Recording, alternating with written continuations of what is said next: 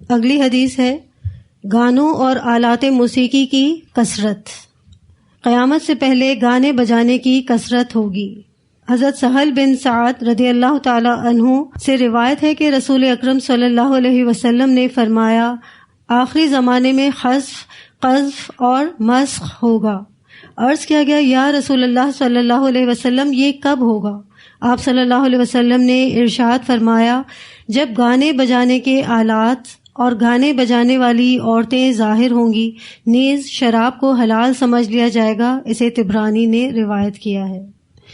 اسی ٹاپک سے ریلیٹڈ اگلی حدیث ہے حضرت ابو مالک اشعری رضی اللہ تعالی عنہ کہتے ہیں رسول اللہ صلی اللہ علیہ وسلم نے فرمایا میری امت کے لوگ شراب پیئیں گے لیکن اس کا نام کچھ اور رکھ دیں گے. ان کی سرپرستی میں باجے بجیں گے، گانے والیاں گائیں گی اور اللہ تعالیٰ انہیں زمین میں دھسا دے گا اور بعض کو بندر اور خنزیر بنا دے گا. اسے ابن ماجہ نے روایت کیا ہے.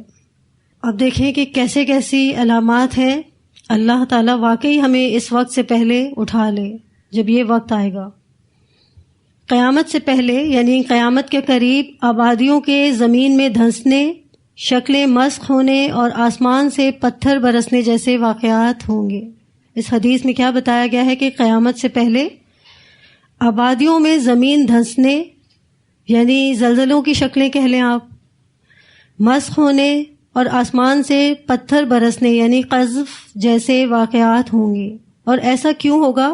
جب خباثت بہت پھیل جائے گی، لوگ دین کی شکل کو بدل دیں گے، حلال اور حرام کا فرق کرنا چھوڑ دیں گے، برائیاں بہت زیادہ ہونے لگیں گی، برائی کو برائی سمجھا ہی نہیں جائے گا. تب اللہ کا قانون ہے کہ وہ ایسے لوگوں کو ان کے گناہوں اور بدعمالیوں کے مطابق سزا دے گا. آپ جانتے ہیں کہ جب اللہ کے قانون کو کوئی بدلتا ہے یا اللہ کے احکامات کو کوئی بدلتا ہے تو پھر اللہ ان کی بدعمالیوں کے مطابق ہی سزا دیتا ہے. وہ اللہ کے احکام کو بدلتے ہیں اور اللہ تعالیٰ ان کی شکلوں کو بدل دیتا ہے. تو قیامت کے قریب یہ سزائیں اللہ تعالیٰ دیں گے کہ شکلیں مسخ ہونے اور آسمان سے پتھر برسنے جیسے واقعات ہوں گے. اور ایسا اس لیے ہوگا جب خباثت بہت پھیل جائے گی، لوگ دین کی شکل کو بدل دیں گے، حلال اور حرام کا فرق کرنا چھوڑ دیں گے، برائیاں بہت زیادہ ہونے لگیں گی، برائی کو برائی سمجھا ہی نہیں جائے گا. تب اللہ کا قانون ہے کہ وہ ایسے لوگوں کو ان کے گناہوں اور بدعمالیوں کے مطابق سزا دے گا. لیکن قیامت کی نشانی کے طور پر اس نشانی کا ظہور ہوا ہے یا نہیں ہوا، یعنی یہ جو سزائیں میں نے آپ کو بتائیں کہ قذف، مسخ اور خسف کی جو یہ سزائیں ہیں، یہ علامت اب ظاہر ہو چکی ہے یا نہیں ہوئی، اس کے بارے میں آپ اس کتاب کے اگلے حصے میں انشاءاللہ تفصیل کے ساتھ پڑھیں گے کہ یہ نشانی واضح ہوئی ہے یا نہیں. لیکن ہم اس بات پر غور کریں گے کہ یہ سزائیں ہیں کن لوگوں کے لیے. یہ سزائیں جو اس حدیث میں بتائی گئی ہیں وہ کن لوگوں کی بدعمالیوں کی وجہ سے اللہ تعالیٰ دیں گے. اگر ہم اس بات پر غور کریں تو بتایا گیا ہے اس حدیث میں کہ جب گانے کے آلات اور گانے بجانے والی عورتیں ظاہر ہوں گی اور شراب کو حلال سمجھ کر پیا جائے گا. شراب کے کچھ اور نام بھی دے دیے جائیں گے، یعنی شراب کو مختلف ناموں سے استعمال کرنے میں بھی کوئی آر محسوس نہیں کی جائے گی. جن چیزوں کو اللہ نے حرام کیا ہے ان کو اب لوگوں نے حلال کر دیا ہے. تو یعنی یہ علامت تو ظاہر ہو چکی ہے، لیکن اس سے ریلیٹڈ جو سزائیں ہیں وہ آپ انشاءاللہ پڑھیں گے کہ یہ ان کا ظہور ہوا ہے یا نہیں. یہ انشاءاللہ آپ آگے ڈسکس کریں گے. موسیقی کے جو آلات ہیں اور جو گانے بجانے والیاں ہیں وہ ہم یہ نہیں کہہ سکتے کہ اب صرف مغربی ممالک میں یہ دور ہے، بلکہ ہم یہ کہیں گے کہ ہمارے مسلمانوں میں اب یہ بہت زیادہ عام ہو چکا ہے. چھوٹی سے چھوٹی محفل بھی گانے بجانے کے بغیر مکمل نہیں ہوتی. صرف گانے بجانے تو دور کی بات، بلکہ گانے بجانے والیاں اور رقص کرنے والیاں بھی اب ان محفلوں کی زینت بن چکی ہیں. اور بڑے بڑے گھروں کا تو آپ چھوڑ ہی دیں. آپ آج دیکھیں کہ جو گانے بجانے کا جو رواج ہے وہ نہ صرف محفلوں یا شادی بیاہوں کے موقعوں پر یا مختلف دیگر موقعوں پر کیا جاتا ہے، بلکہ اب آپ دیکھیں کہ اگر کوئی سیر و تفریح کے لیے بھی جاتا ہے، یعنی اگر کوئی پکنکس وغیرہ بھی منائی جاتی ہیں، تو آپ دیکھیں کہ جو آج کل یہ جو فارم ہاؤسز وغیرہ ہیں یہاں پر بھی معلوم ہوتا ہے کہ لوگ فارم ہاؤسز پر پکنک کی غرض سے جاتے ہیں اور وہاں پر بھی رات گئے تک گانے بجانے کی محفلیں ساتھ چل رہی ہوتی ہیں. ایسی عورتوں کو ساتھ لے جاتے ہیں جو وہاں پوری پوری رات گانے بجانے کا کام کرتی ہیں. مسلمان اس حد تک گر چکے ہیں کہ وہ ان چیزوں کو انجوائے کر رہے ہوتے ہیں. عموماً شراب، آپ دیکھیں کہ یہاں پر شراب اور عورت اور گانا بجانے کی بات کی گئی ہے. تو عموماً شراب، عورت اور گانا بجانا یہ تمام چیزیں ساتھ ساتھ ہی ہوتی ہیں. جن جگہوں پر گانے بجانے کی محفلیں سجائی جاتی ہیں وہاں شراب بھی عام پی جاتی ہے. شراب کی مجلسیں ہوتی ہیں اور انہی میں گانے بجانے والیاں بھی ہوتی ہیں. یہ سب چیزیں ساتھ ساتھ ہوتی ہیں. پھر ایک اور بات اس میں بتائی گئی کہ نہ صرف یہ کہ شراب عام پی جائے گی بلکہ شراب کا نام بدل بدل کر لوگ پئیں گے تاکہ کوئی گلٹ ہی باقی نہ رہے.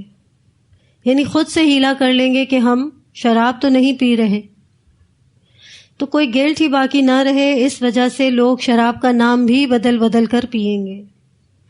شراب کے بارے میں اسلام کے حکم کی پرواہ ہی نہیں کی جائے گی. ہر مسلمان، یہ ضروری نہیں ہے کہ ہم نے قرآن پڑھا ہے تو ہمیں ہی معلوم ہے کہ شراب حرام ہے. ہر مسلمان، کچھ معاملات تو ایسے ہیں جو پیدائشی طور پر ہر مسلمان جانتا ہے کہ اللہ نے اس کے لیے کیا پسند کیا ہے اور کیا حرام کیا ہے، کیا حلال کیا ہے، لیکن اللہ کے احکامات کی کوئی پرواہ ہی نہیں کی جائے گی. حضرت عائشہ رضی اللہ تعالی عنہ سے مروی سلسلۃ الصحیحہ کی ایک روایت ہے.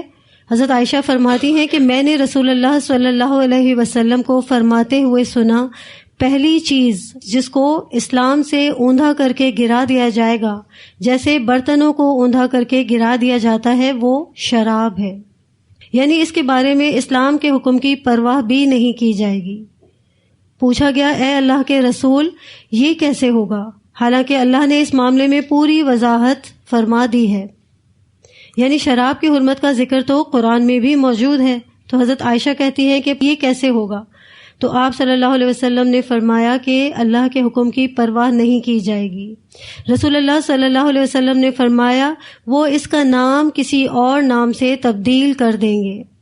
یعنی جب آپ صلی اللہ علیہ وسلم سے پوچھا گیا کہ ایسا کیسے ہو سکتا ہے جبکہ اللہ نے تو اس کے بارے میں مکمل وضاحت فرما دی ہے کہ شراب حرام ہے اور قرآن میں بھی اس کا ذکر آیا ہے، تو رسول اللہ نے کیا فرمایا؟ وہ اس کا نام کسی اور نام سے تبدیل کر دیں گے.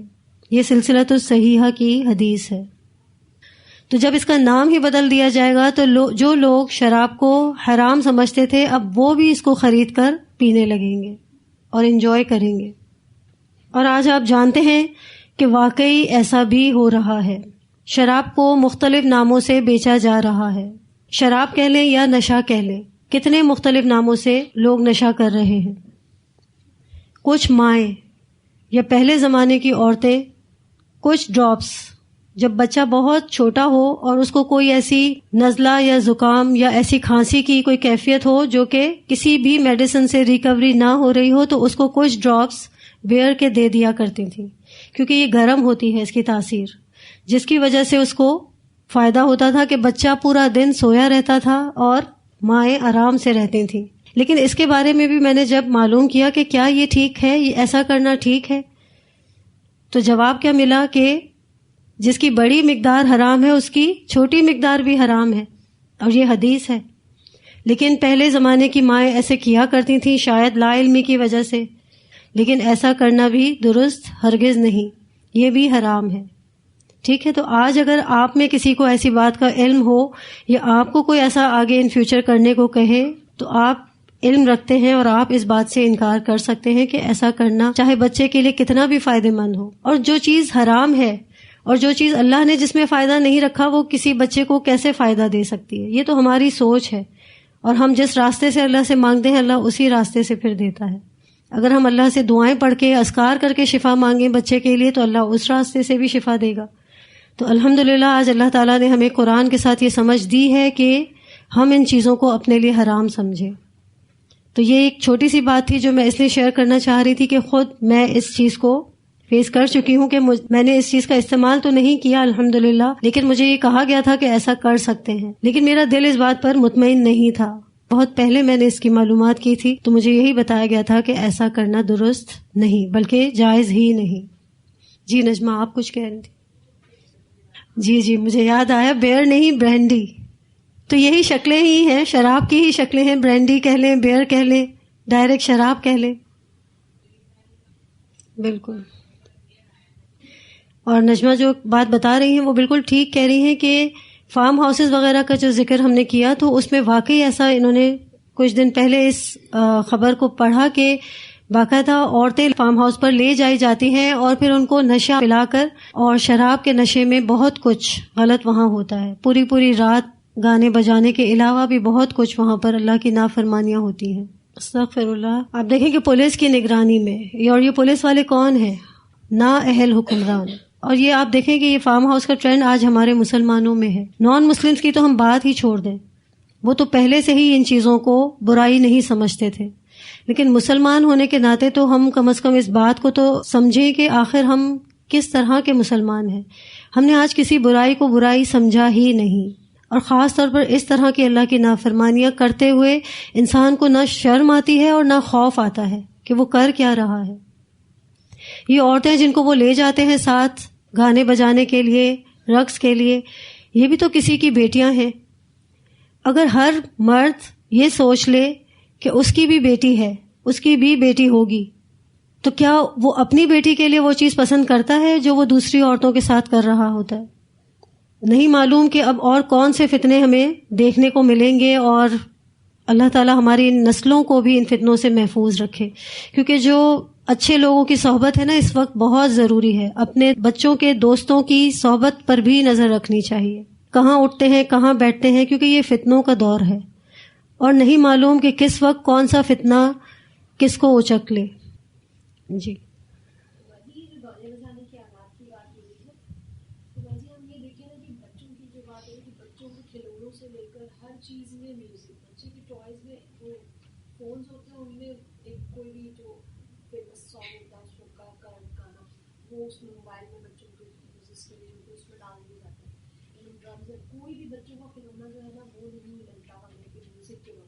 جی بالکل. بنیادوں میں جو چیز شامل کر دی جائے obviously وہ بڑے ہو کے اپنا اثر تو لازمی دکھائے گی.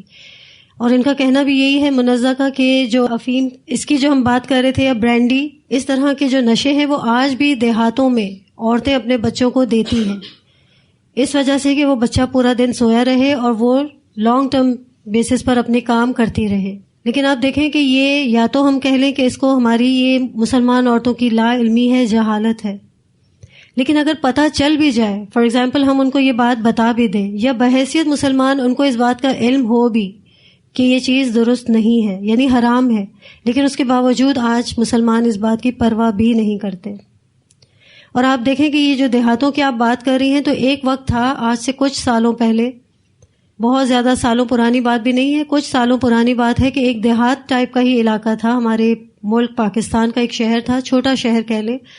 وہاں پر ایک زلزلہ آیا تھا اور بہت ہائی لیول کا زلزلہ آیا تھا، اور اس کے بعد پھر جو اس کے بارے میں معلومات ملتی رہی وہ یہی تھی کہ یہاں پر نماز نام کی کوئی چیز نہیں تھی، مسجد نام کی وہاں کوئی چیز نہیں تھی، عبادت سے بالکل دور تھے یہ لوگ. تو جب یہ لوگ اللہ کو بھولے ہوئے تھے تو پھر اللہ نے بھی ان کو اپنے لیے بیکار سمجھا، اور کہ پوری زمین ان کی ہل گئی تھی اور وہ زمین کے اندر دھنس گئے تھے. تو جب اس طرح سے اللہ کی نافرمانیاں ہونے لگیں گی تو پھر اس طرح کے عذاب کا آنا تو لازمی ہے. زلزلوں کی کثرت سے تو آپ واقف ہیں کہ پورے ملک میں کئی جگہوں پر زلزلوں کی کثرت دیکھی جا رہی ہے. اس کے علاوہ جو شکلیں ہیں وہ بھی اللہ کے عذاب کی شکلیں ہیں، اور نہ جانے یہ اللہ کس وقت کس کو اس عذاب کا شکار کر دے. اللہ ایسے وقت سے ہم سب کو محفوظ رکھے. جی وعلیکم السلام.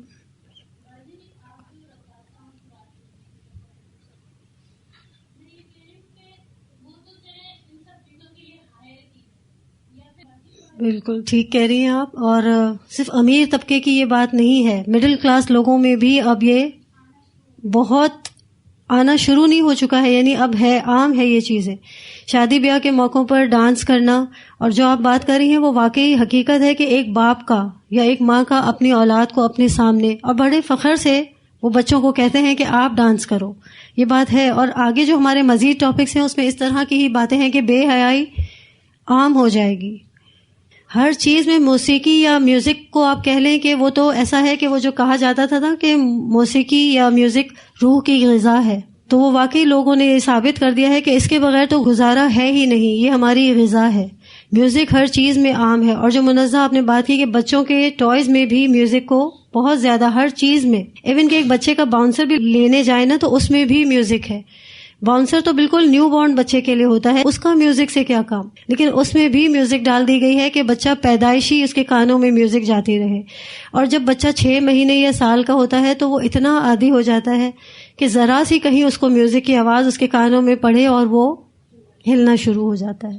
یہ ہر گھر کا فتنہ ہے، ہر دور کا فتنہ نہ کہیں، یہ ہر گھر کا فتنہ ہے کہ میوزک تو عام ہو چکی ہے. اور اس سے بچا کیسے جائے؟ تو جو بچنے کی نیت کرتا ہے تو اللہ تعالیٰ اس کو بچا لیتا ہے. تو جب خباثت اس قدر پھیل جائے گی، گناہ اس قدر عام ہو جائیں گے، جب اللہ کے احکامات کو ہم بدلیں گے، حرام کو حلال کر دیں گے، تو پھر یہ جو سزائیں اس میں بتا دی گئی ہیں، حذف، قذف اور مسخ، یہ ایسی سزاؤں کا آنا تو پھر لازمی ہی ہے. ٹھیک ہے، تو یہیں تک ہم اپنی کلاس رکھتے ہیں. وآخر دعوانا ان الحمد للہ رب العالمین. سبحان ربک رب العزۃ عما یصفون وسلام علی المرسلین والحمد للہ رب العالمین. سبحانک اللہم وبحمدک نشہد ان لا الہ الا انت نستغفرک ونتوب الیک.